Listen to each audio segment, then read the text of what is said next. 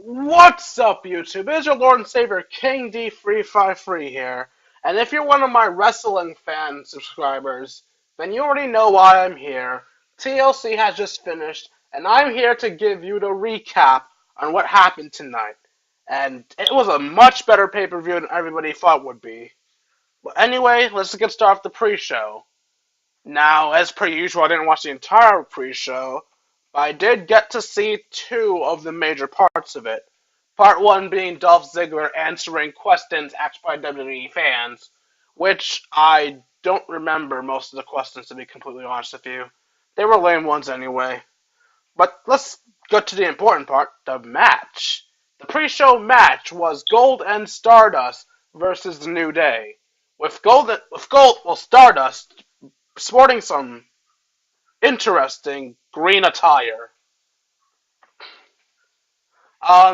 Anyway, the match between Stardust and Goldust versus the New Day. It was a decent enough match, nothing really major to go over. Oh, and if you're wondering who was representing the New Day, it was Kofi and Big E Langston. With the match ending in Big E and Kofi hitting the midnight hour on Goldust. For the actually not Goldust, on Stardust, aka the Great Kazoo, as the announce team was calling him, for the 1-2-3. Moving on from the pre-show, we go to TLC itself, which opened up strong as hell with the ladder match between Dolph Ziggler and Luke Harper. As per usual, my memory is shit, so I can't tell you guys play for play what happened. And I decided not to write down notes this time because that kind of ruined the fun that was the last time. So I'm just going to give you the highlights of the match, which was, well, as you'd expect, a bunch of ladder spots. There was Luke Harper diving headfirst into a ladder that Dolph was holding in order to basically just slam it into Dolph. Kind of backfired since Dolph moved out of the way and Luke ended up hurting his arm badly. Let's see, what other spots were there? There was one point in the match where Luke Harper tried climbing the ladder, and Dolph was on one corner with a ladder of his own, and he fucking rolled the ladder, crashing down on Luke Harper to scramble up for the belt, which I thought was fucking awesome. What other spots were there? There was another spot where Dolph used one ladder to knock Luke Harper over the ropes into another ladder, which actually caused a massive cut on Luke's arm. And there was one point where Luke Harper... Oh, by the way, let me say this now. Luke Harper needs to learn to stop doing power bombs and they don't work. Dolph reversed 5 fucking power bombs in this match. But in Luke's defense, he did hit it once, and when he did, it was on a ladder, and that was painful as hell. You could see the welts, bruises, and cuts in Dolph's back. Honestly, the best part of this match was actually seeing the damage done to Dolph and Luke. You could see the scars of battle on their backs and arms, and it was glorious. Fucking glorious. Also, I think Dolph has a hell of a lot of an endurance threshold of all the spots he was willing to take. Hell, at one point, Luke Harper let a ladder fall on Dolph's fucking face. And Dolph didn't even block the ladder as it fell. It hit him right in the goddamn face. Dolph! Dolph, you are amazing for being willing to take all those spots, bro. But the match ends with Dolph Ziggler winning as they both climb the separate ladders because Luke Harper's a fucking dumbass. And Dolph hits Luke Harper with a super kick, knocking Luke off his ladder and allowing Dolph Ziggler to climb up for his gold and reclaim his Intercontinental Championship. The next match was the Tag Team Championship match between The Miz and Mizdow and the Uso brothers. Let's just rewind a bit to the pre-show, where we actually saw The Miz talking to Naomi. It was the usual, my client's interested, but he's getting annoyed by this, blah, blah, blah. Nothing spectacular until near the end of the conversation, where Miz straight up told Naomi, I never guaranteed I'd help you out if I lost tonight. When I'm in a good mood, I help people. And when I'm the champion, I'm in a good mood. Later basically on my mind during this match at least, I was constantly thinking, will we see a Naomi heel turn? Will one of the Usos throw the match for Naomi's sake? That aside, the Usos versus Miz and Mizdow was a okayish match. Nothing much really, nothing much stood out except for two things. Thing number one, I realized every fucking Miz and Mizdow match is going to be a handicap match. Because Mizdow's too busy pretending to be the Miz to actually do shit. Thing number two I noticed. The Usos have added to their repertoire. I'm not sure how this became a big move, but apparently the single leg Boston Crab has become a signature move of the Uso brothers. At least the way the announced team was talking about it, it seemed like it would be a signature move of theirs. Because they were making a decently big deal about how the Usos were working on something different and how this must be the something different they were working on. Anyway, the match ends in Miz running out of the ring, grabbing a Slammy Award, and bashing it over Jey Uso's head to get the disqualification. And Jimmy comes back to... Actually, I forgot to say how he actually got the bash over his head, but whatever. I'll say it anyway. How he got the bash over his head was he left, he got his championships, he was pretending that him and Damian were just going to say fuck it and walk out. Now Jey Uso tries to dive out at them in suicide dive fashion. Miz, noticing this, steps back and pushes Damian Mizdow in the way to take the hit. And then as Jey is getting up, whack. Slammy to the head. Jimmy comes around to get some revenge, pushes Miz out the way, slap. Another smack to the head by the Miz. The Usos are knocked out. Miz and Mizdow retain for disqualification. Up next, we have a match between The Big Show and Eric Rowan. As for standout spots in this match, besides the constant smacking people with stairs, two standout moments come to mind. Well, three if you include the ending, but obviously we're not including the ending. First standout moment. Eric Rowan beats the holy fuck out of Big Show and lays him down on a stair. Then he picks up another stair Big Show had wedged in the corner and gets on top of the top rope, teasing a super concerto.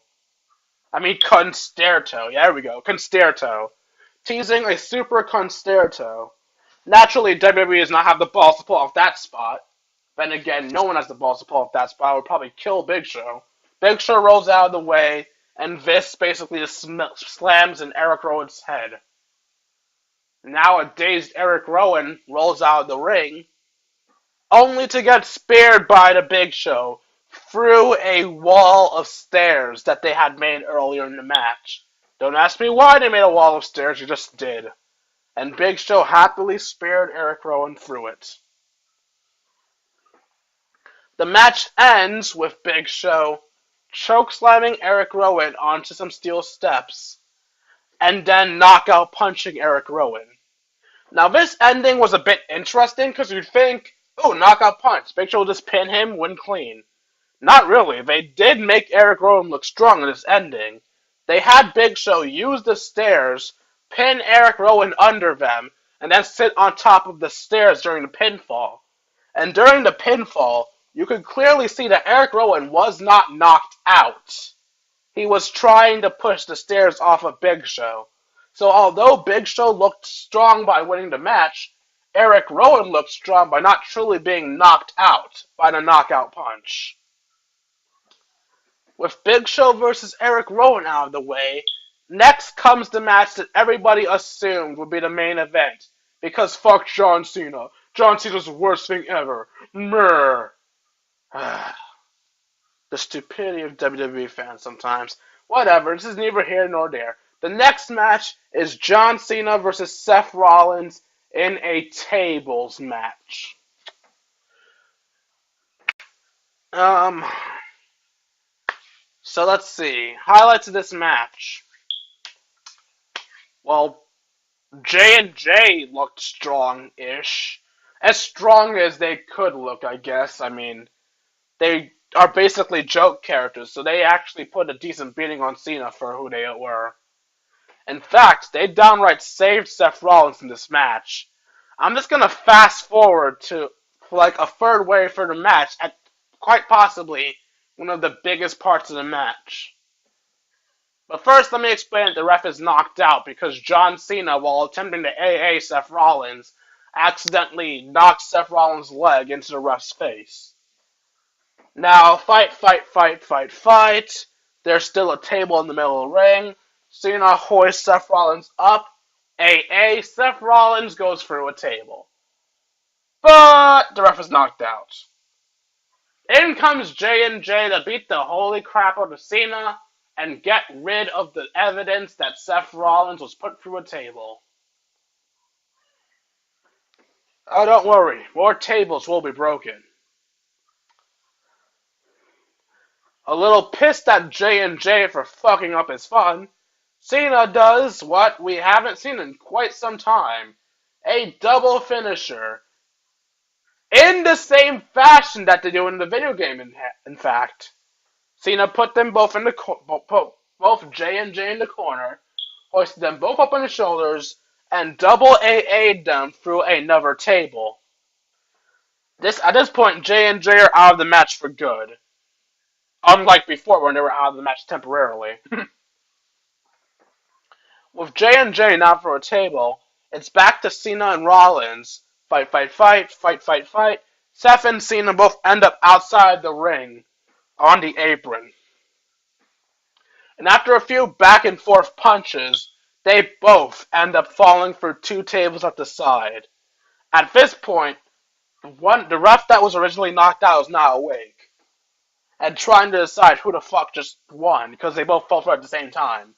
Two more referees come out to discuss what the hell just happened. In the end, one referee decides John won.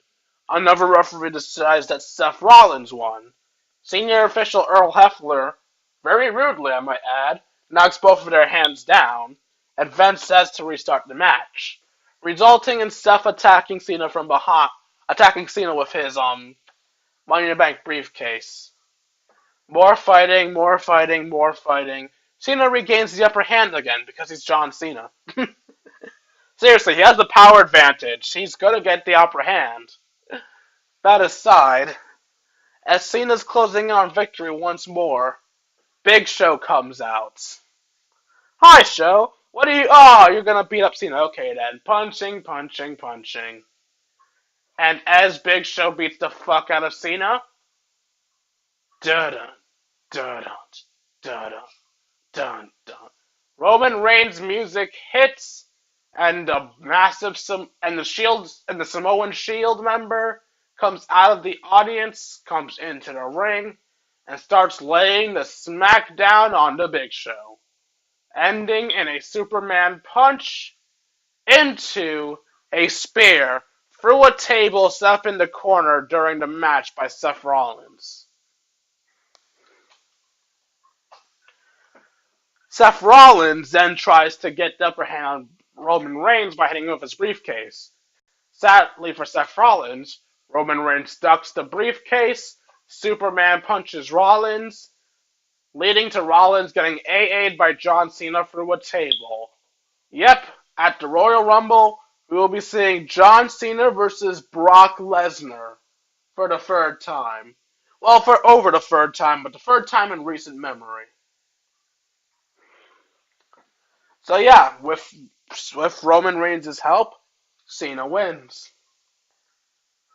On to the next match, which was AJ Lee versus Nikki Bella. On a side note, somebody down in the description tell me preferably a female. Tell me, was Brie Bella wearing some type of pumps or heels or something?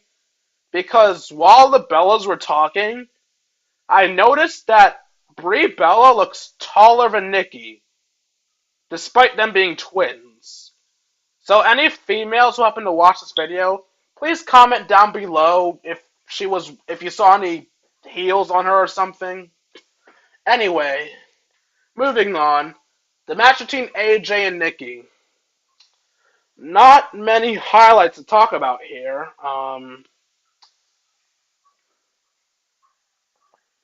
Yeah, there aren't many highlights to talk about, so let's skip to the ending of the match. Sorry. It was a decently wrestled match, and it ends with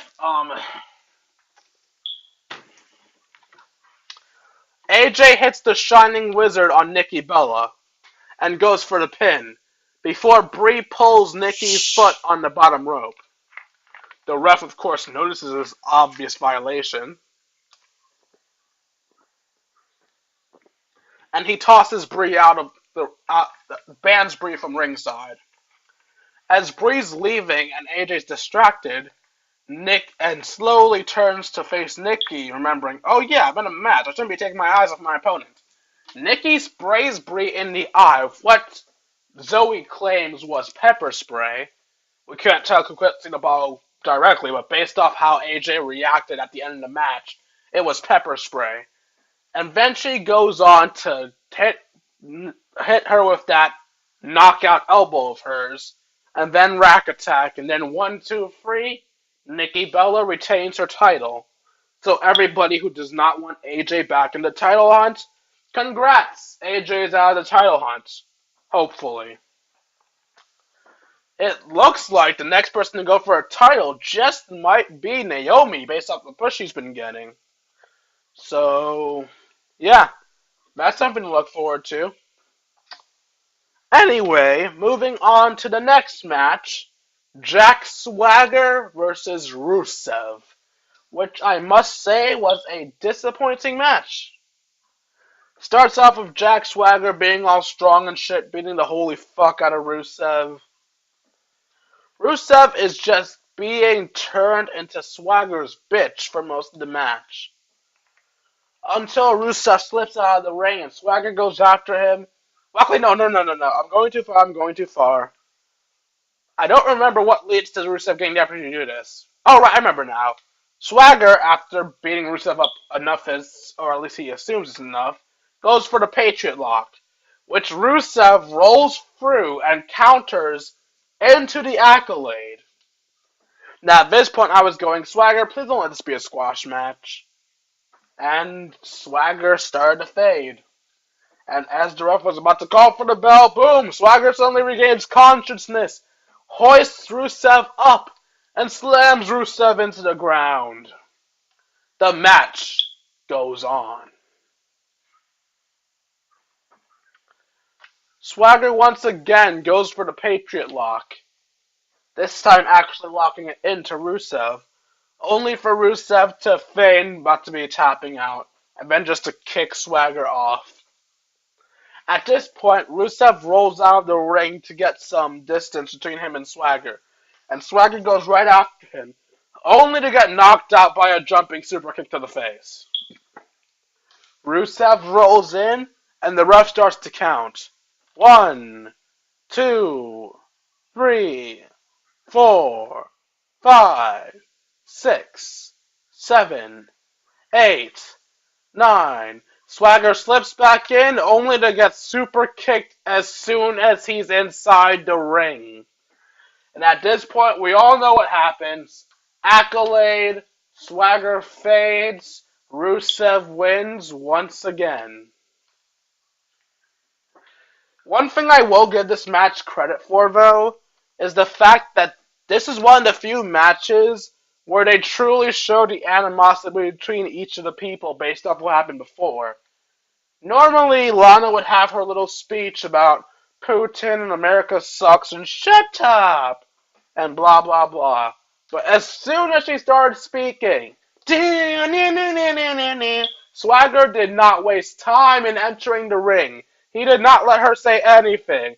He just came in, All serious, no we the people. He had a fucking death glare on his face.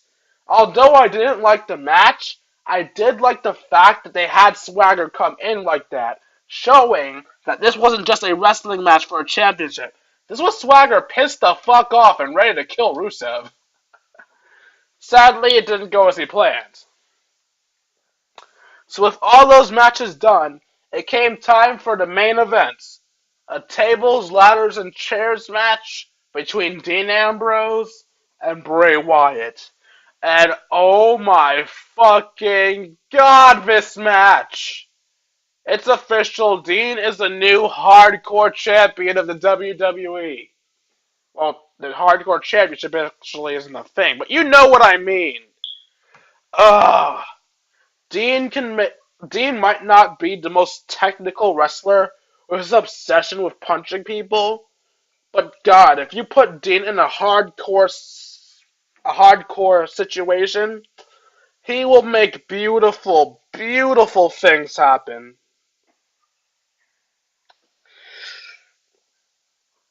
Okay, highlights of this match, most likely not in order. Dean beats the fuck out of Bray with some chairs. Dean gets some candlesticks and goes all Jedi, that's doing some awesome twirling and crap. Dean whacks the holy fuck out of Bray Wyatt with a candlestick. Dean puts Bray Wyatt on a table. Dean dives through said table onto Bray Wyatt from a ladder. Dean puts Bray Wyatt on another table. Dean dives from the ladder once again through the table through Bray Wyatt.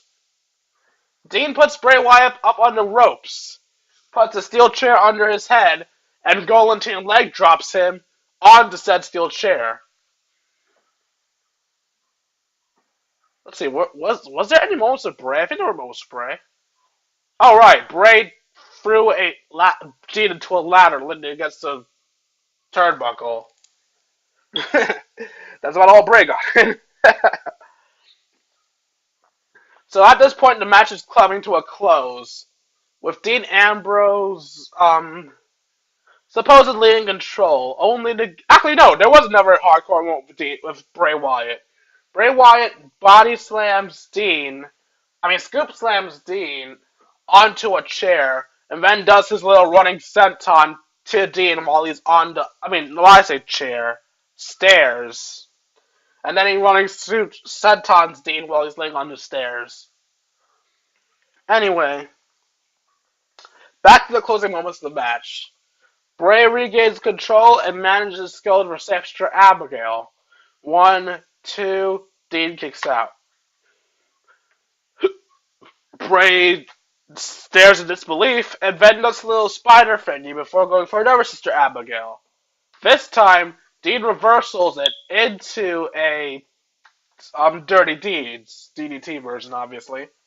1, 2, kick out. Well, fuck, Dean's pissed.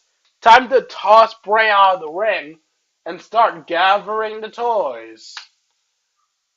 Dean searches under the ring for a toy worthy of beating Bray Wyatt in with, and he finds a little TV monitor thingy. That's literally filming what's happening right now, so we can see Dean looking in at the show. Yo, dog, I heard you like wrestling, so I put wrestling in your wrestling so you can watch wrestling while you're watching wrestling. After Dean stares like an idiot at the TV screen, supposedly admiring himself, the TV screen switches back to the ladders for some reason. Seeing those ladders, Dean's face suddenly brightens, and he he seemingly leaves the arena. Oh wow, I forgot to talk about how Dean beat Bray into the crowd. Oh, whatever, it's unimportant. He beat Bray into the crowd. It was just a brawl. They ended up coming back almost immediately. Anyway, back to what I'm talking about now. Dean notices the ladders and goes back to them. Everyone's wondering what the fuck Dean's doing before Dean gets the tallest ladder in the building and brings it to the ring. He walks around the ring, sets up the ladder in front of the Spanish announce table, And then, surprisingly enough, he politely asks the Spanish announce team to move out of the way. Yeah, Dean can be polite, apparently. Or about as polite as that psychotic fuck can really seem. After this, Dean goes after Bray, only to start getting beaten with a chair. Bray was playing possum this entire time. Ah, what do you know? They actually explained why someone was knocked out for so long. He was faking it. After beating him with the chair for a bit, Bray goes to repeat Raw and bash in Dean Ambrose's throat. Unluckily for Bray, Dean Ambrose manages to stop him by putting his foot on the stairs. And then after punching his way out of this, Dean puts Bray's throat on the chair and does the same guillotine chair thing Bray did to him back to Bray. Now if Bray hurts, Dean puts him on top of the table, climbs the ladder, and from 25 feet in the air, elbow drops Bray Wyatt through the ladder. Oh God, Dean, you make such beautiful carnage. With the Spanish announce table now obliterated, Dean gets Bray up and tosses him back into the ring, before getting a TV monitor and slipping into the ring with it. Dean's prepared to take out Bray Wyatt, getting ready to smash his face into the TV screen.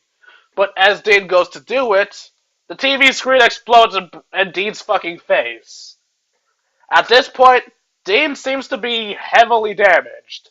His eyes are closed, he's spasming, and he can barely get to his feet. He keeps telling the ref he can continue the match, but it's quite obvious that Dean was blinded by this thing blowing up in his face.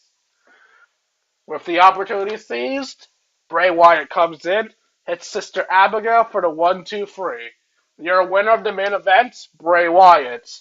Are you happy, Bray Wyatt fanboys? It's obvious now, he isn't buried. Stop saying he is. So if that TLC is over, the recap of the matches being that the New Day beats Gold and Stardust. Dolph Ziggler defeats Luke Harper for the Intercontinental title.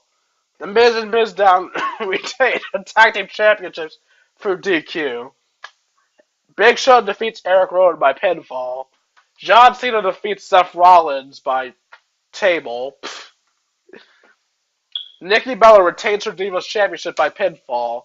Rusev retains his United States Championship by submission. And Bray Wyatt beats Dean Ambrose by pinfall. Overall, this was a pretty good pay-per-view. With the only truly disappointing match being Drax Swagger versus Rusev. Other than that, every match was either okay or a marvelous piece of art in the cases of the first and last matches. Overall, I would give the TLC pay-per-view an 8.5 out of 10. It was marvelous beyond belief. And I can't help but look forward to what comes next after this. So I hope you guys enjoyed this little recap of the TLC pay-per-view. Like, comment, and subscribe. And I'm gonna see you guys on Tuesday, because I'm busy Monday. Deuces, YouTube.